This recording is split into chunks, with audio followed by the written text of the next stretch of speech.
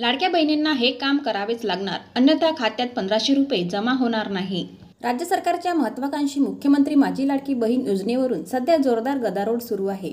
योजनेच्या लाभार्थी महिलांची कसून छाननी सुरू असताना दररोज नवीन बोगस लाभार्थी समोर येत आहेत.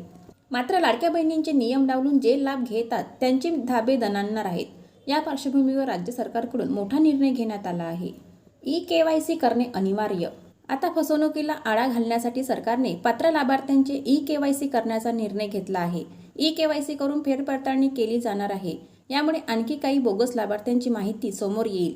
जर तुम्ही हे वेळेत केलं नाही तर तुमच्या खात्यावर पैसे जमा होणार नाहीत.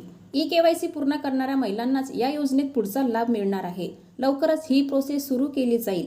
राज्य सरकारकडून ई-केवायसीच्या माध्यमातून प्रत्येक लाभार्थ्यांची कागदपत्रांची पुन्हा पडताळणी केली जाणार आहे.